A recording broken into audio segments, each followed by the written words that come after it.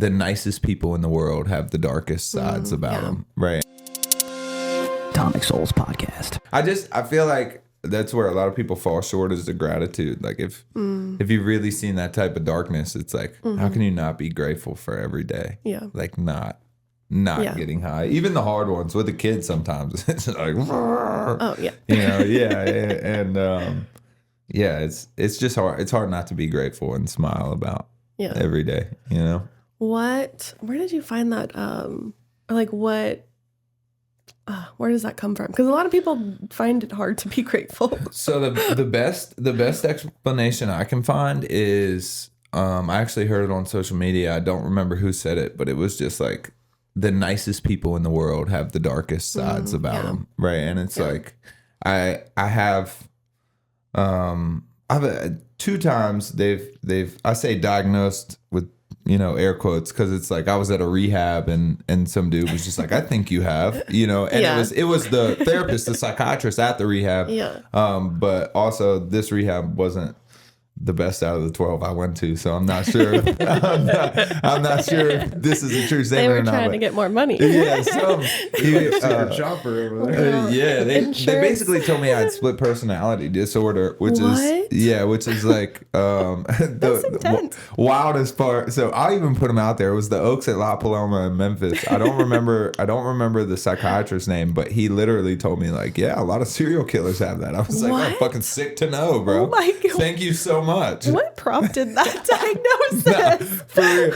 I do have 2 very different sides to me. Like I have a very happy, energetic side, and then I have like a angry, dark side that I've over the years learned is just a lot of times like trauma kind of coming up in its own way, and the inability to like face it. It just kind of comes up in like a massive like ball of fire.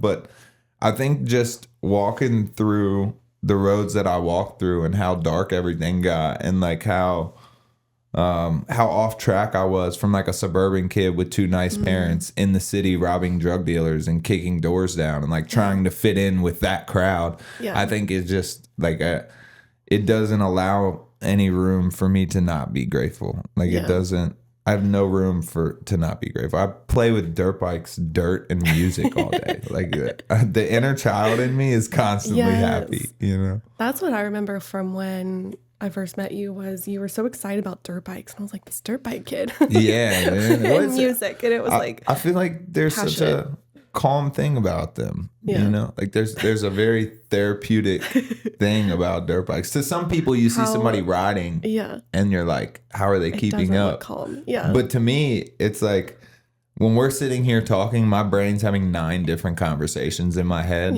and then one of them comes out of my mouth. When I'm on a dirt bike, there's 9 different problems in the span of 1 second, and it's like my brain feels like it's moving at an even keel. Like I feel normal. You know what I mean? And that's the only thing outside of drugs that has given that to me. So I very much like, especially when I first got clean, was like, I'm gonna get a dirt bike. Like I'm gonna do it. And I don't know if you remember, but like I think it was like 90 days clean. I had figured out, like I had worked that landscaping job and figured out like, I can get a dirt bike, and I got one. Did you have dirt bikes as a kid or not? Kind of. So my parents wouldn't really let me race. They weren't super into it. They got divorced. My mom got me a bike by the time I was like 15, and I kind of catapulted in like the dirt bike scene. Like I had just got on a bike, but was already kind of climbing ranks, and then I got on drugs, so it all just like went away, and that was always my dream as a kid, was to race motocross. I just never, to do that professionally, it takes an insane amount of dedication and effort, kind of like I'm doing with music now. But to do it as a hobby and for fun and as an outlet, is much easier, which is kind of what I do now. So that's awesome. Yeah, man. Yeah, I love that you have that excitement, like inner child stuff. Like people don't realize how important it is to do things that you enjoy. It's just like, I have to do a 9 to 5 and like clock in and hate my life.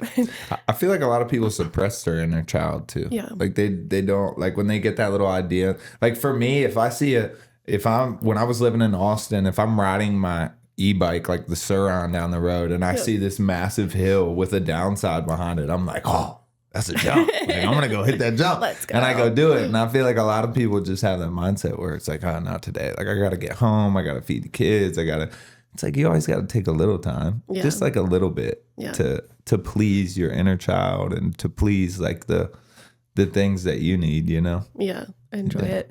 And also like going back to, you said your brain's going like 9 different ways, and on a bike, it feels like it's going at the right pace. Like, I think that's a perfect description of like inner child, like, at least my inner child and like our child is insanely active. And so to find things that like feed that in a healthy way is so important, because most people are like, oh, I can't feed that. Like, that's bad to like be going that fast. Do you remember how I was feeding it before I started riding dirt? Do you remember what I was doing? I bought that bike and bought cameras, put cameras all over the bike, and started going downtown, and I would like find cops and I would ride a wheelie in front of the cop and make them start chasing me, and then I would just like ride wheelies all through downtown with a herd of cops behind me, and then I'd get away from them and I'd go home and I'd edit the video and upload it, and I'd make a bunch of money off the video on the internet. And GTA game, dude. I made good money for some months doing that. Yeah, no lie. You'd be surprised how much people will pay on the internet for a good clip of somebody running from a cop. Yeah, I'd put like cameras on my front fender, so when I did a wheelie, it would just be like me with the cop behind me, and you could just kind of see off the fender. Yeah, it's all on YouTube. But yeah, that's what I was doing before I went on dirt, and then I was riding a wheelie one day and running from a group of cops, and I come out of an alleyway and I went to turn, and one of them just plowed me. Just like they were waiting to do that too. Yeah, for sure. 100%. Yeah. Finally got him. They had a task force at this point. He was probably filming too. They had some cop paying him a bunch of monny. 100%. Yeah, I was filming.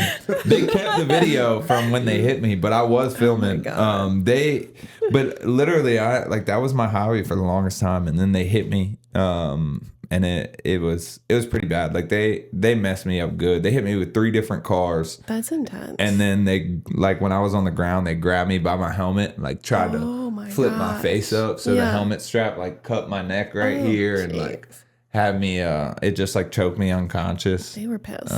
Yeah, they weren't happy, which I understand. Like, I had been doing that for months, taking videos and posting them, and it was like all over the internet. They were starting to look bad. It was like, I get it. And then one of the cops came to the jail and was like, do you feel like our officers mistreated you? I was like, nah, I think we're even, bro. I think we're good. It's all I put them through hell for a few months. Yeah, man. I couldn't believe they put a task force together. I was I was on the phone with, do you remember Tony from RU? Yeah. Bigger guy. So I was on the phone with him one night. He was at Sahara or Grizzly, and I had just got off the phone with him. Like, I was still on the phone with him, but we had just finished talking about the H&I that I had just left. And he was like, hey, some cops came by here looking for you. And I was like, what? He was like, yeah, they said they saw your bike pull in and they're looking for you. I was like, that's weird. On the phone with him, probably 4 or 5 Nissan Altimas, a bunch of like little Chevy Cavalier looking cars, and like some Nissan Rogues pulled up. And I'm on the phone, I'm like, Tony, hold on, I don't know what's going on. And then all of a sudden, all these undercover agents hop out. Please don't move. He's on the phone, can hear all of this. Like, mind you, and as a tech where I go do H&Is, so it's like, it was such a bad thing. He jokes about it all the time. He's like, remember that time I was on the phone with you when you got raided?